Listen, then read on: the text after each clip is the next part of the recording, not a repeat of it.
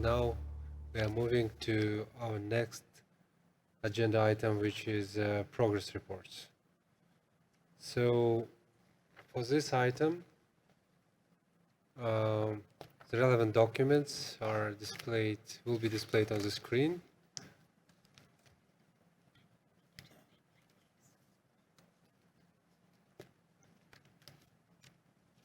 So it's not displayed yet, but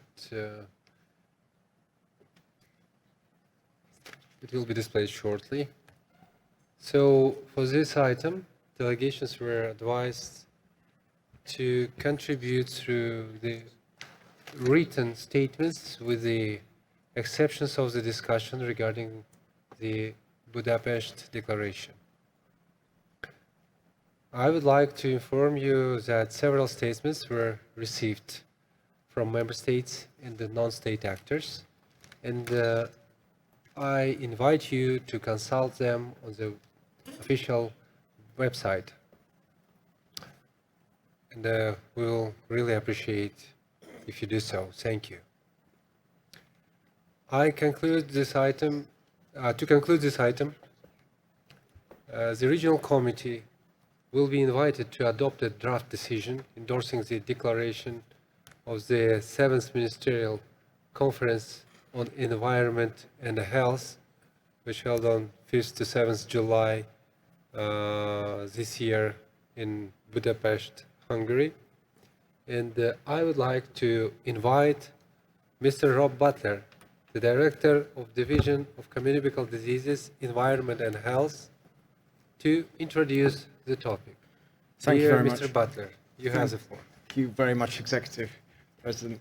Thanks for allowing me to briefly, rapidly introduce this decision on the declaration of the 7th Ministerial Conference on Environment and Health, which took place on the 5th to 7th of July under the auspices of the President of Hungary, Ms. Katalin Novak.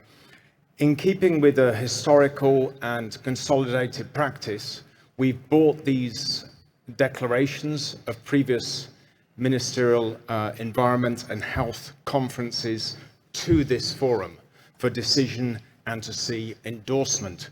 So this is a long-standing practice that we are now bringing to you again in regard and with regard to the 7th Ministerial Conference on Environment and Health and the declaration to which the Executive President has just referred. This has been a very transparent and inclusive process. We'd like to thank everyone for taking part. I'd particularly like to thank the United Kingdom and the Kingdom of Netherlands, where we wish to thank Ms. Brigitte Statsen, who led the negotiation process alongside the UK's co-chair, Professor Raquel Duarte Davidson. Our thanks to both of those co-chairs.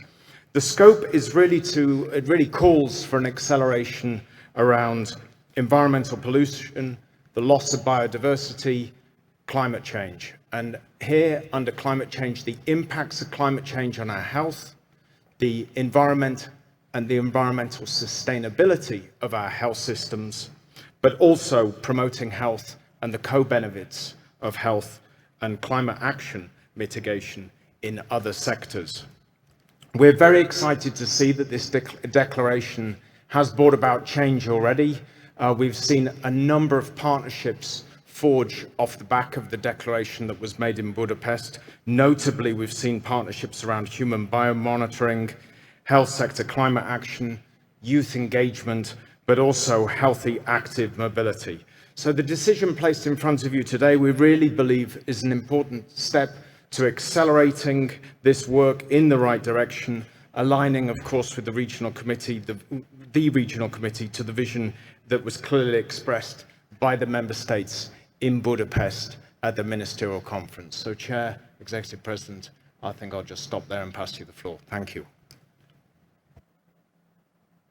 Thank you very much, Dr. Butler. And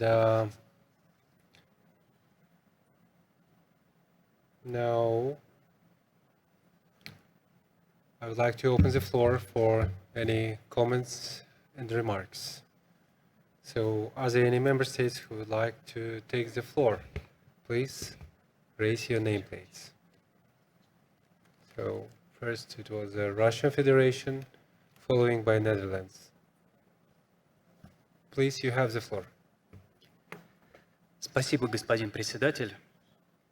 Как известно, Россия в ходе принятия указанной декларации диссоциировалась от нее, и это было соответствующим образом отражено. Хотели бы еще раз сказать, что включение в Будапештскую декларацию огромного количества кросс-секторальных вопросов не соответствует мандату Европейской целевой группы по окружающей среде и здоровью и ВОЗ в целом.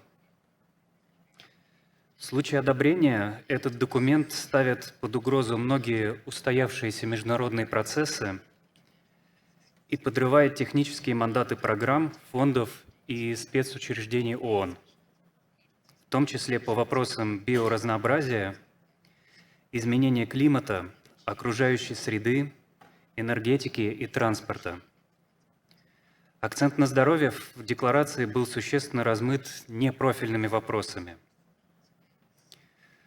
Многие инструменты инициативы, такие как Европейский зеленый курс, Гетеборгский протокол 1999 года, к Конвенции ЕК ООН о трансграничном загрязнении воздуха 1979 года, Орхусская конвенция 1998 года, не являются всеобъемлющими и не могут служить универсальной основой сотрудничества в области здравоохранения для европейского региона в целом. Поэтому Россия не может поддержать предложенный проект документа и не считает себя связанной его положениями. В этой связи мы просим не утверждать декларацию, а принять ее к сведению. Спасибо. Thank you very much, Russian Federation. Now I invite Netherlands, following by Czechia. Netherlands, you have the floor. Thank you, Chair. And I think Czechia was first, so I don't know.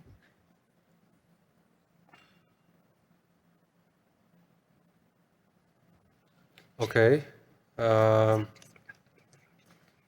So, yes, if you agree, so we can give the floor to Czechia, following by Netherlands. Czechia, you have the floor, please. Thank you very much, Chair, and thank you, the Netherlands. Distinguished delegates, dear colleagues, the Budapest Declaration on Environment and Health has been negotiated in an inclusive and transparent way with the participation of many stakeholders, so that we have a text that reflects the thoughts and concerns of a broad public. The declaration reaffirms the commitments taken in the 2017 Ostrava Declaration, which are of course still relevant to address the triple crisis. The Czech Republic expresses its strong support for the Budapest Declaration and is ready to manifest its preparedness to work on its implementation, which is of utmost importance for the achievement of the 2030 Agenda for Sustainable Development with its Sustainable Development Goals. This being said, let me emphasize that the Czech Republic strongly supports the adoption of the proposed decision and the endorsement of the declaration. Thank you for your attention. Yeah, thank you very much, Czechia. Yes, I apologize once again because the camera on the way to an MTAC, so we didn't see it in time. So, Netherlands will go next, following by France. Please, you have the floor, Netherlands. Thank you, Chair. The Netherlands thanks the Secretariat for the report and for their ongoing work on this important topic. Chair, we have experienced a weird summer in Europe. Too hot, but with intervals that were rather cold, or too cold, too wet, too dry, too many extremes. We have all been warned by science decades ago. We know what is the reason: climate change, linked to pollution, land degradation, and biodiversity loss. And as we are finally starting to experience the consequences, we are finally gearing into action. The Netherlands is no exception. This is why we welcome and endorse the Budapest Declaration on Environment and Health. We have contributed actively to the process for preparing the declaration and its background documents by chairing the Environmental Health Task Force, as was mentioned just now. The declaration contains important commitments and a roadmap of actions to address the health challenges related to climate change, biodiversity loss, and environmental pollution in the WHO European region. Partnerships have been proposed to develop and support implementation of the actions needed. We want to stress that by adopting the roadmap and endorsing the declaration, member states are not bound to action. They can commit to those activities that fit their agenda. The Netherlands has, for instance, committed to participate in the proposed partnerships on health sector climate action, health active mobility, and human biomonitoring. We need more intersectoral cooperation and more exchange of knowledge and experience on promising actions to tackle this triple crisis. The Netherlands endorses this declaration because it supports further collaboration between the environment and health sector. We urge to implement the Budapest Declaration and its roadmap. We should direct our efforts also to a global level. We request the Euro Secretariat to continue their advocacy and convening power around this topic, including during the COP28. We also request the Secretariat to share their valuable work and insights of this agenda in the process towards developing the 14th General Programme of Work. We hope for the constructive consultation of the Member States towards the establishment of a resolution on climate and health for the Executive Board and the World Health Assembly. It will not come as a surprise that we welcome and support the proposed decision for this agenda item. Thank you. Thank you very much, Netherlands. Now, I would like to invite France, following by Hungary. So, France, you have the floor. Merci, Monsieur le Président. La France se félicite du succès de la 7e conférence ministérielle sur l'environnement et la santé et soutient l'adoption de sa déclaration qui s'inscrit dans le cadre du processus européen environnement et santé et des objectifs partagés de développement durable. La France participe politiquement et financièrement à ce processus depuis 2004, année de l'adoption de la première déclaration de Budapest. Cette déclaration a été suivie tous les 5 ans par une nouvelle déclaration qui correspond également aux 4 plans santé et environnement français successifs. Nous nous réjouissons donc de la prise en compte dans la déclaration de thématiques importantes, telles le bruit, les rayonnements et les pollens, le renforcement du réseau international des centres antipoison et la toxicovigilance, le programme européen PARC et la biosurveillance, le renforcement du processus sur l'eau. Elles répondent à nos priorités nationales également. La France a signé lors de la conférence de Budapest un nouveau partenariat santé et environnement portant sur la mobilité active saine. Elle participe également aux travaux de partenariat sur la biosurveillance humaine.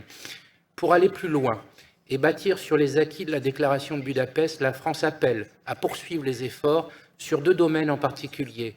Renforcer la résilience, l'adaptation et l'atténuation du changement climatique en intégrant des considérations de santé publique dans l'adaptation au changement climatique, qu'il s'agisse des niveaux régional, national et local.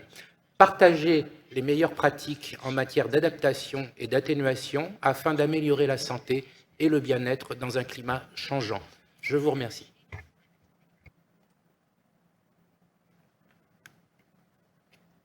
Thank you very much, France.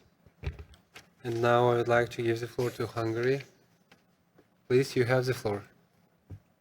Your Excellencies, distinguished delegates, dear colleagues, being the host of the 7th Ministerial Conference on Environment and Health in July in this year, let me just recall this outstanding event and this remarkable moment.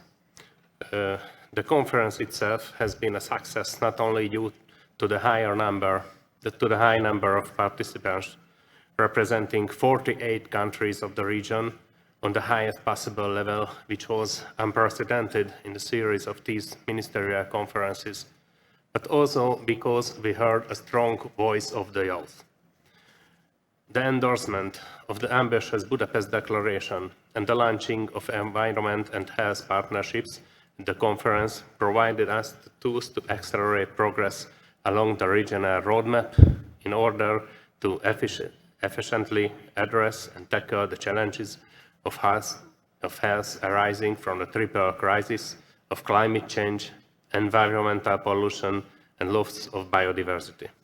Hereby, I would like to express my sincere gratitude to the colleagues in the WHO European Centre for Environment and Health for their commitment and support throughout in entire process of organizing the conference and making it success.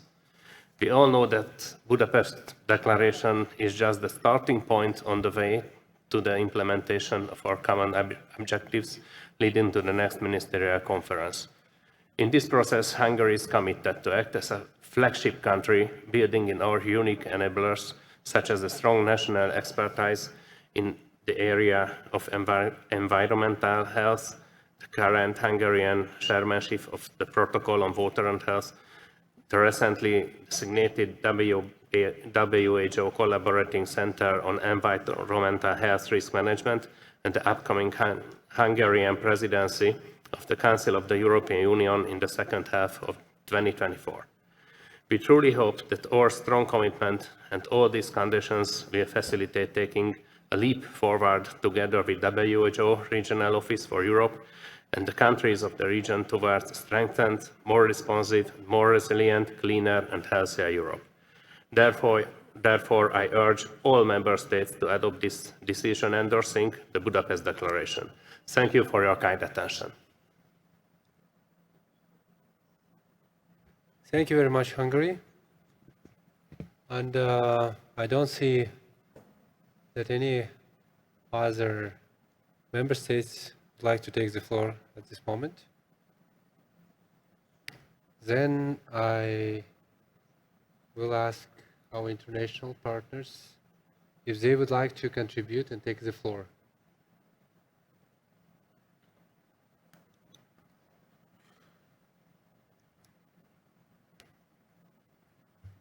No. Then, as I said before, we received a number of written statements on this agenda item on 3 reports on accelerating progress towards healthy, prosperous lives for all. We received written statements from the European Society for Clinical Nutrition and Metabolism, from European Forum for Primary Care. Also, we received a statement from Euro HealthNet and another one from International Diabetes Federation.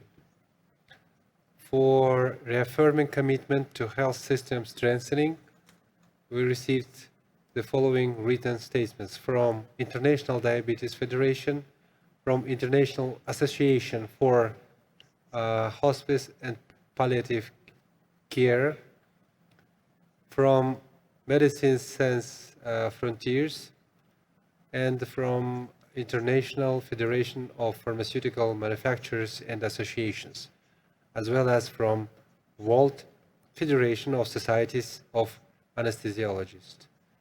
And last but not least, for the implementation of the European Environment and Health Process, we received a statement from Euro HealthNet. By now, I would like to invite Mr. Butler to make response. Over to you, Rob.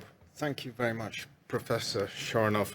I think the Russian Federation's point very well noted. We noted that disassociation in Budapest, and indeed this had to do with the multi-sectoral nature of what this declaration consists of and the multidisciplinary nature that of this declaration. It is unique in that sense. That is very true. Czechia, thank you very much for noting, supporting, and noting this is building very much on the Ostrava Declaration. Netherlands, indeed, no time to wait. This is the time to act. and for making the point about it being non-binding as a declaration. I felt was a particularly good one. Thank you. France, a continuing support through these cycles, these 5-year cycles, is very much appreciated, and also noting the support for the declaration, of course, Dr. Takacs in Hungary, and thanking you for the support, but also noting the inclusion of youth and the broad participation we enjoyed from an unprecedented number of member states during the conference. And of course, we really do appreciate you giving a shout out to our European Centre for Environment and Health in Bonn and Francesca Raccioppi's team there. So I'm very grateful for that.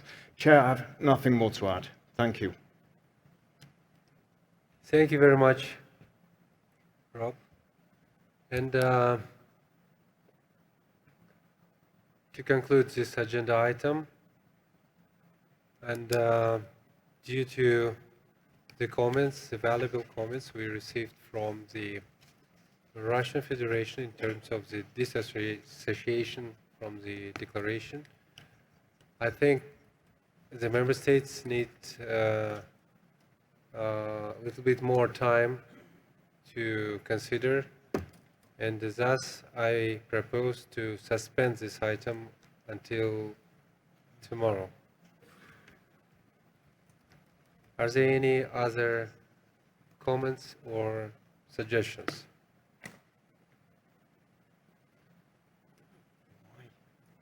If no, so the item is suspended and will be reviewed later tomorrow. Thank you.